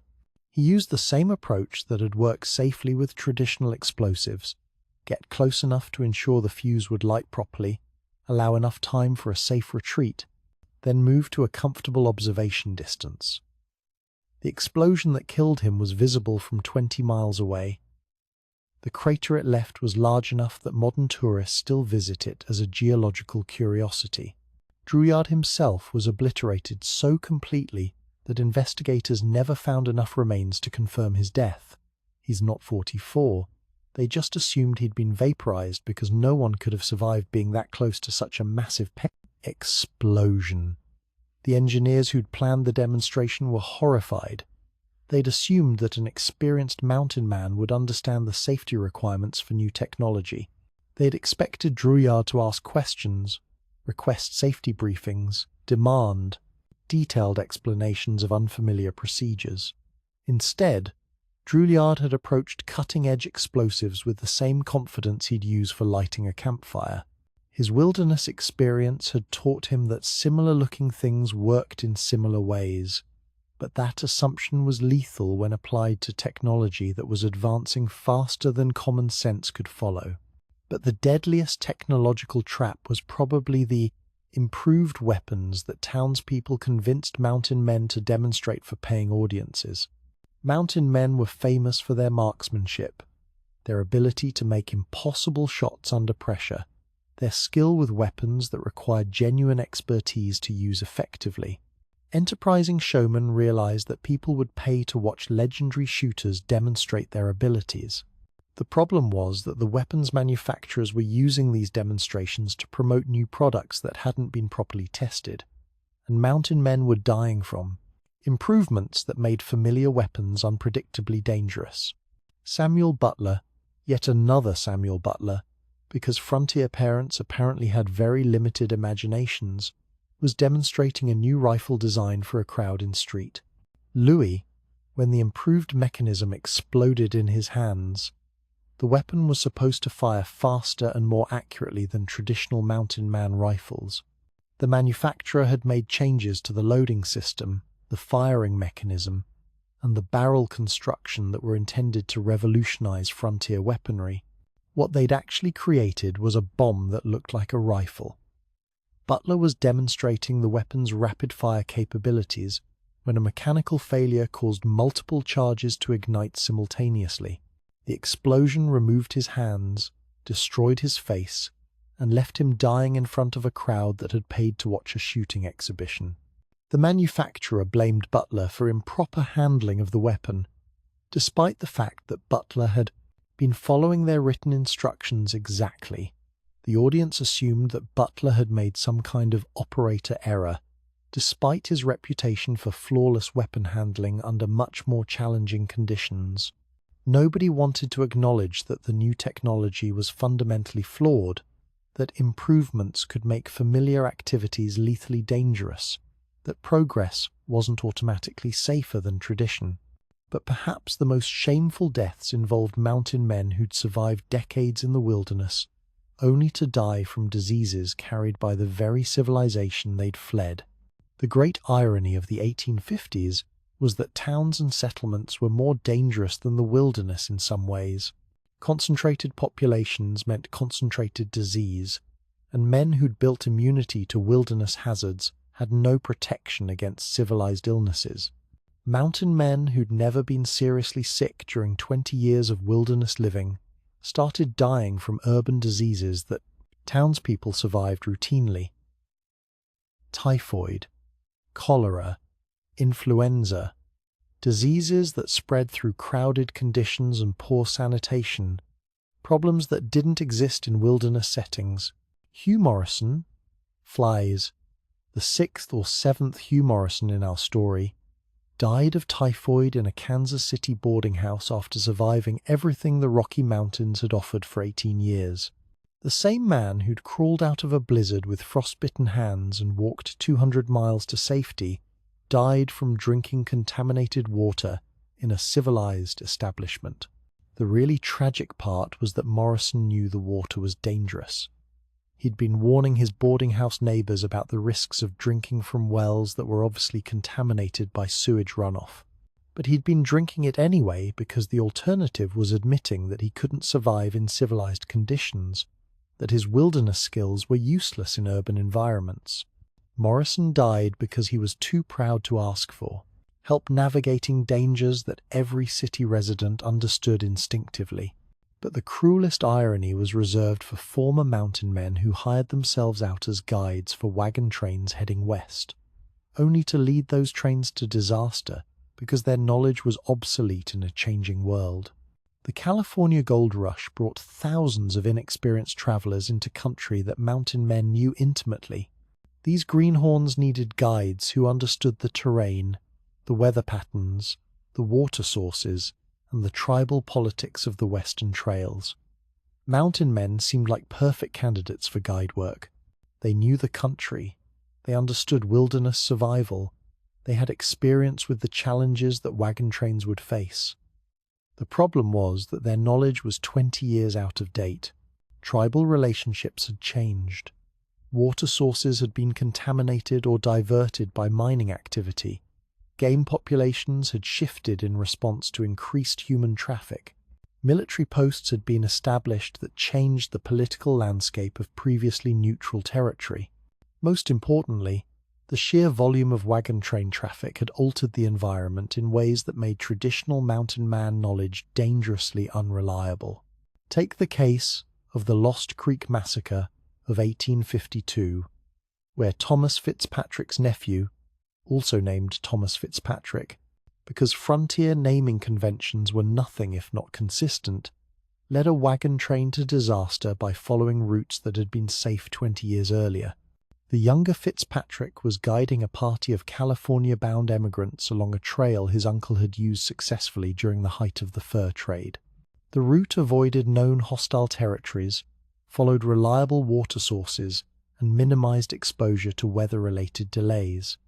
It would have been a perfect route in 1832. By 1852, it was a death trap. Mining activity had contaminated the water, sources that Fitzpatrick was counting on for resupply. Increased military activity had stirred up tribal hostilities in previously peaceful areas. Most critically, other wagon trains had overgrazed the grass that was supposed to sustain the emigrants' livestock. Fitzpatrick led his party into country where the water was poisoned, the grass was gone, and the local tribes were actively hostile to white travelers. When the emigrants started dying of thirst, starvation, and disease, they blamed their guide for leading them into an obvious trap. Fitzpatrick couldn't explain that the trap hadn't existed when he'd learned the route. He couldn't admit that his knowledge was obsolete, that the country had changed in ways that made his expertise worthless. He couldn't acknowledge that being a successful mountain man in the old days didn't automatically make you a competent guide in the new era. So he kept insisting that the route was safe, that conditions would improve, that his experience was more reliable than the evidence of their deteriorating situation. 43 members of that wagon train died before the survivors abandoned Fitzpatrick and found their own way to safety. Fitzpatrick himself died during the final week of the disaster, apparently from a combination of guilt, exhaustion, and the realization that his legendary skills had become liabilities. The Mountain Man era didn't end with a dramatic final battle or a climactic confrontation with civilization. It ended with whimpers, with former legends dying in ways that mocked their previous achievements. The men who'd conquered the wilderness were conquered by progress, defeated by the very success of the civilization they'd helped establish. Their skills became obsolete, their knowledge became dangerous, and their confidence became fatal.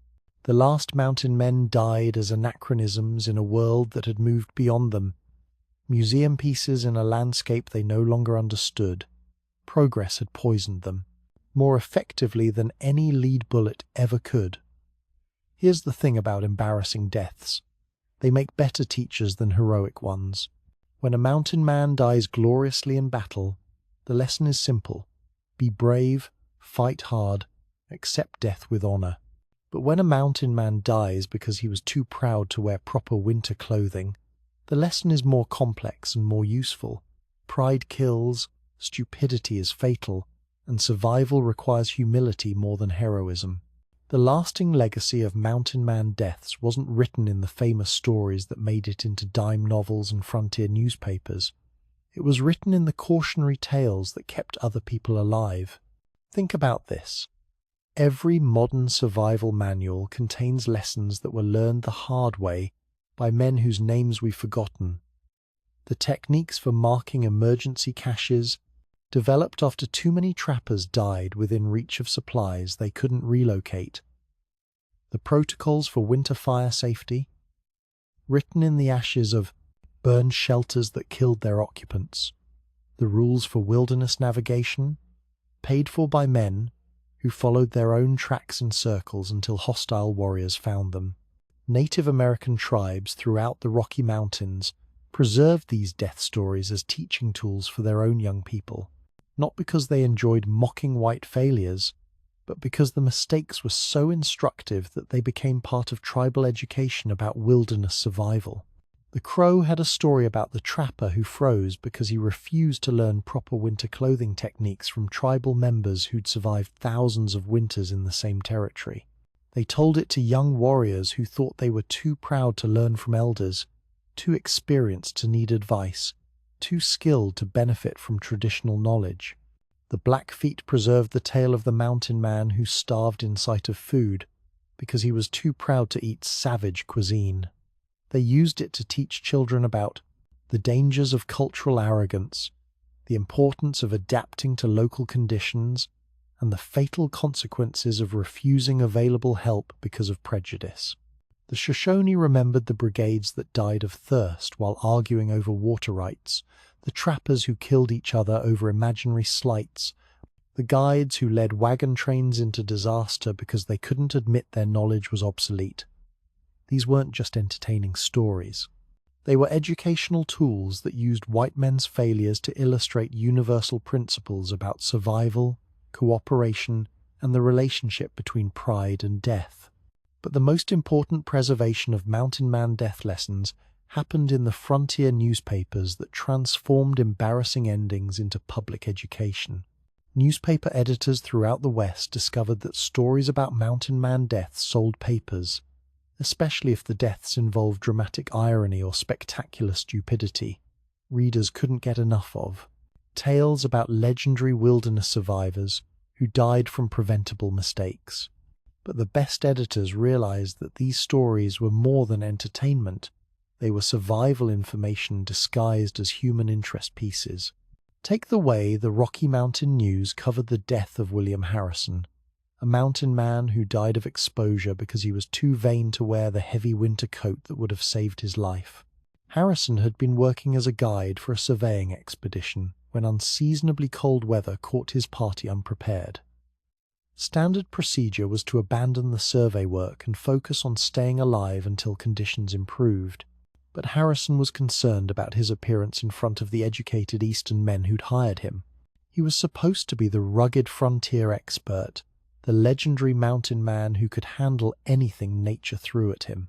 Bundling up in heavy winter gear would make him look weak, unprepared, insufficiently hardy for the wilderness life he was supposed to embody.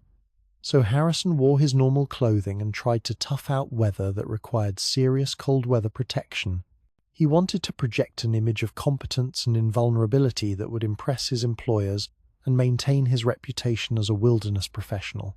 Harrison died of hypothermia while wearing clothing that was completely inadequate for the conditions, surrounded by men who would have gladly shared their winter gear if he'd been willing to ask for it. The Rocky Mountain News could have reported Harrison's death as a tragic accident, a victim of unexpected weather and bad luck. Instead, they used it as an opportunity to educate their readers about proper winter clothing and the importance of adapting to conditions rather than worrying about appearances. The article included detailed descriptions of the clothing Harrison should have worn, the warning signs of hypothermia that his companions had observed, and the simple steps that could have prevented his death. They turned a shameful ending into a survival lesson that potentially saved other lives. This became the standard approach throughout frontier journalism. Embarrassing deaths were transformed into educational opportunities, cautionary tales that taught practical lessons while entertaining readers with dramatic stories. The Colorado Territorial Enterprise specialized in stories about trappers who died from overconfidence, using each death as an excuse to explain proper wilderness safety procedures. The Montana Post collected tales of cultural misunderstandings that led to fatal conflicts, turning tragic endings into lessons about cross-cultural communication and respect for indigenous knowledge. The most influential of these educational narratives was probably the Death Valley Chronicles series published by the California Star, which documented dozens of cases where experienced desert travelers died from preventable mistakes. Each installment followed the same format: dramatic description of the victim's wilderness credentials, detailed account of the decisions that led to disaster, and practical explanation of what should have been done differently. The series became required reading for anyone planning to travel through California desert country. But the real genius of these newspaper accounts was that they didn't just preserve individual death stories. They identified patterns that revealed systematic problems with mountain man culture. Editors began noticing that certain types of deaths occurred repeatedly, that the same fatal mistakes were being made by different men in different locations. This pattern recognition allowed them to identify cultural attitudes and professional practices that were consistently lethal. The pattern of deaths caused by refusing indigenous help led to articles about the importance of cross-cultural cooperation. The pattern of deaths caused by inadequate preparation led to editorials about the difference between courage and recklessness. The pattern of deaths caused by outdated knowledge led to discussions about the need for continuous learning and adaptation. These weren't just individual tragedies anymore. They were data points that revealed larger truths about survival, culture, and human nature. The most systematic preservation of mountain man death lessons happened through the development of formal wilderness education programs that used embarrassing endings as core curriculum. Military posts throughout the West began requiring survival training for soldiers who would be operating in frontier conditions. The training was based heavily on lessons learned from mountain man failures, using negative examples to illustrate positive principles. New recruits learned about winter clothing by studying the death of William Harrison. They learned about cache marking by analyzing the cases of trappers who died within reach of their own supplies. They learned about group dynamics by examining the disasters that had befallen brigades torn apart by internal conflict. The U.S. Army's Frontier Survival Manual of 1868 contained more than 50 case studies of mountain man deaths, each one used to illustrate a specific survival principle or safety procedure.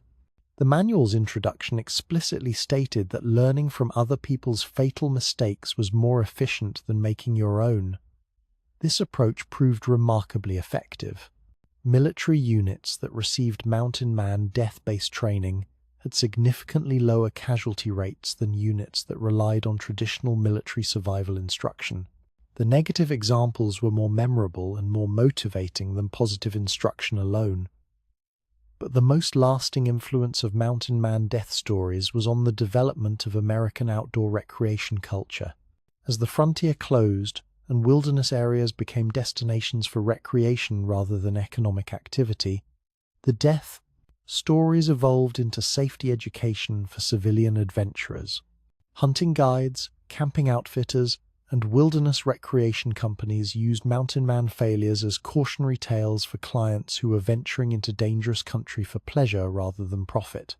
The Boy Scouts of America incorporated dozens of mountain man death stories into their wilderness education curriculum.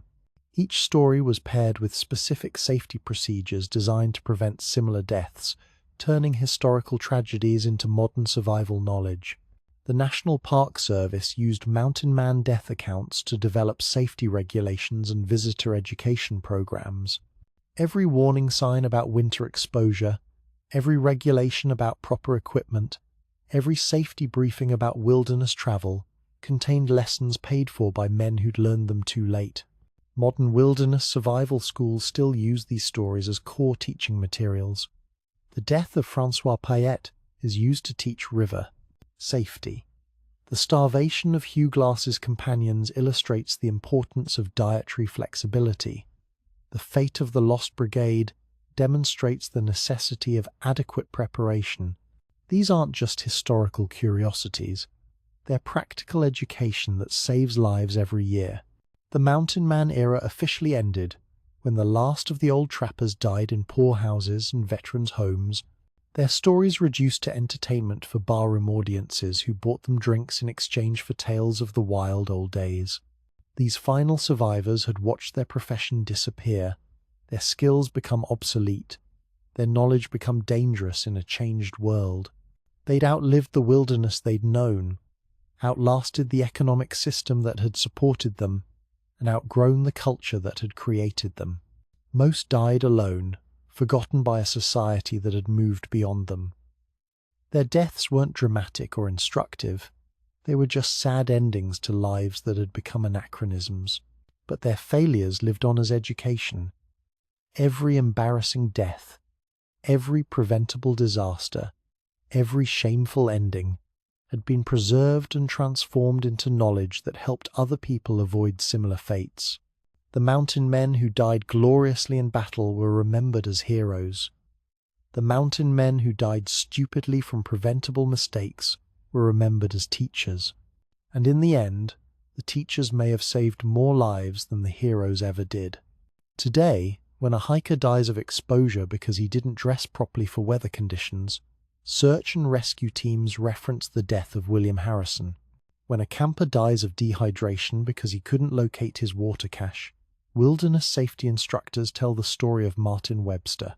When outdoor enthusiasts die because they overestimated their abilities and underestimated the dangers, their deaths echo the patterns established by mountain men more than a century earlier. The legacy, written in shame, became the foundation of modern wilderness safety, outdoor education, and survival training. Every camping manual, every safety course, every wilderness guide, certification program contains lessons learned from men who paid for them with their lives. The mountain men are gone, but their mistakes live on as wisdom. Their embarrassing deaths became our survival knowledge. Their shameful endings became our safety protocols. They died so that we might live, not through heroic sacrifice, but through instructive failure. And that may be the most valuable legacy any profession ever left behind.